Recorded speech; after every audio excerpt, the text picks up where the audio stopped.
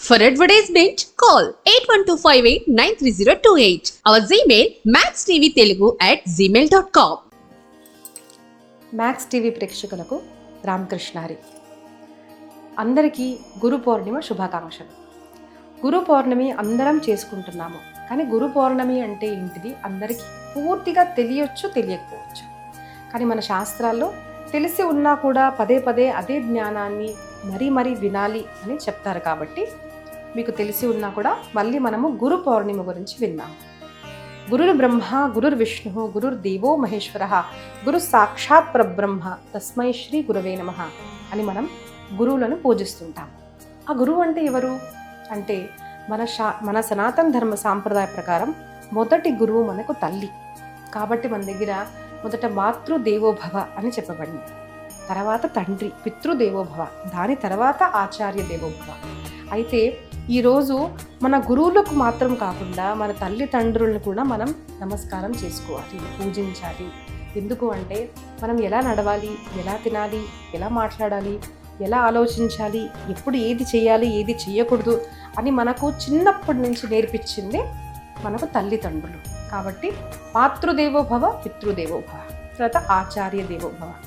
ఆచార్యులు అనేసరికి మనకు ఆచరణ నేర్పించేవారు, ఎలాగ చేయాలి. దాంట్లో ఎవరు వస్తారు అంటే ఇప్పుడు మీరు డాన్స్ నేర్చుకుంటున్నారనుకోండి, మీరు డాన్స్ నేర్పించే వాళ్ళు కూడా మన గురువే.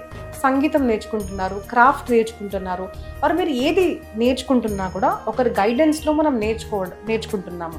సో వాళ్ళు కూడా మనకు గురువులే. కాబట్టి వాళ్ళని కూడా పూజించడము అంటే నమస్కారం చేసి ఒక చిన్న గిఫ్ట్ థ్యాంక్ యూ అని చెప్పడం కూడా ఇది పూజ. కానీ ఇక్కడ మన గురువు అనేసరికి ఆధ్యాత్మిక ప్రవక్త గురించి మనం గురువులు అంటాము. ఎందుకు అంటే మనకు సాధారణంగా చెప్పే గురువులు ఏం నేర్పిస్తుంటారు, సాధారణంగా ఉండేవాళ్ళు ఎలా బతకాలి, ఎలా సంపాదించాలి, ఎలా ఆర్థిక వృద్ధి జరగాలి అని మాత్రమే చెప్పబడే గురువులు ఉన్నారు. కానీ ఆధ్యాత్మిక గురువు అంటే ఎవరు? అజ్ఞాన తిమిరాంధస్య జ్ఞానాంజన శలాకయ చక్షురున్మిళితం యేన తస్మై శ్రీ గురువే నమః.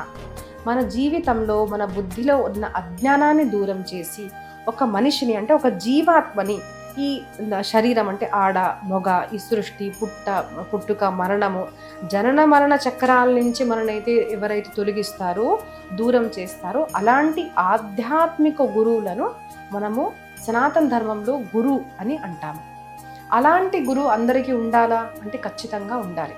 ఎవరికి ఉండాలి అంటే ఎవరికైతే జిజ్ఞాస ఉందో, నేను పుడుతున్నానో చనిపోతున్నాను, మనం చుట్టూ చూస్తూ ఉంటాము, అందరు పుడతారు చనిపోతారు, ఎంత డబ్బుందా, ఎంత అందంగా ఉన్నారా, మీ దగ్గర ఏముందా, హోదా ఉందా అన్నది కాదు, మరి అందరం చనిపోతాము. మరి చనిపోయిన తర్వాత ఏంటి, ఎక్కడికి వెళ్తాము అన్న ఆధ్యాత్మిక జిజ్ఞాస ఎవరికైతే కలుగుతుందో అలాంటి ప్రతి మనిషికి ఒక గురువు ఉండాలి. ఆ గురువు నుంచే ఒక గురు దీక్ష అంటే ఒక మంత్రాన్ని గురువు దగ్గర తీసుకుంటే చాలా మంచిది.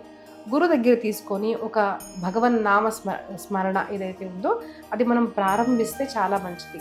అలాంటి గురువులు మనకు లేకుంటే ఖచ్చితంగా ఒక గురువుని మీరు చేసుకోవాలి అని నేను చెప్తాను. మరి మీరు అడగొచ్చు, మరి గురువులు ఎవరు చేసుకోవాలి అంటే, మీకు ఇప్పటి కాలంలో ఎవరన్నా ప్రవచనాలు మీరు విన్న తర్వాత, ఎవరైనా స్వామీజీలు పీఠాధిపతుల దగ్గర విన్న తర్వాత మీకు 2 లక్షణాలు కనిపించాలి. మొదట అయితే మీకు వాళ్ళలో శ్రద్ధ ఉండాలి, వాళ్ళు ఏం చెప్పినా నా మంచి కోరే చెప్తారు అని మీరు కళ్ళు మూసుకొని వాళ్ళు నమ్మగలుగుతున్నారు అంటే వాళ్ళ దగ్గర గురు దీక్ష తీసుకోండి. లేదు, ప్రవచనాలు విన్న తర్వాత మీకు 2 విషయాలు రావాలి. ఒకటి ఏంటంటే మంచి పనులు చేయడం. మీరు ఎప్పుడైతే జీవితంలో వాళ్ళ మాట విని నా జీవితాన్ని నేను మంచి చేసుకున్నాను, నా పాపాన్ని నేను దూరం చేసుకున్నాను. 2 మంచి చేయడము, నేను చేస్తున్న పాపాలని దూరం చేసుకున్నాను వీళ్ళ ప్రవచనాలు విని అని అలాగా ఎవరన్నా ఉంటే వాళ్ళ దగ్గర కూడా వెళ్ళి మనం గురు దీక్ష తీసుకోవడం చాలా మంచిది.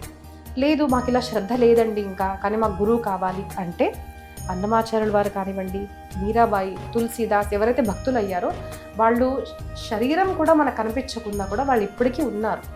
వాళ్ళు చెప్పిన ఏదైతే మన కీర్తనలు ఉన్నాయో వాళ్ళు రాశారు కదండి, అభంగాలు, కీర్తనలు అవన్నీ చదవండి, వాళ్ళని ప్రార్థించండి, నాకు దీక్షను ప్రసాదించండి అంటే ఖచ్చితంగా మీకు దాంట్లో మంత్రం అనేది ఉంటుంది. ఖచ్చితంగా వాళ్ళు చెప్పిన మంత్రాన్ని మనం పఠిస్తూ, వాళ్ళు చెప్పిన ఆచరణ ఏదైతే ఉందో అది చదువుతుంటే మనకు అర్థమవుతుంది ఏం చేయాలి. వాళ్ళు గైడ్ చేస్తూ ఉంటారు మనకు.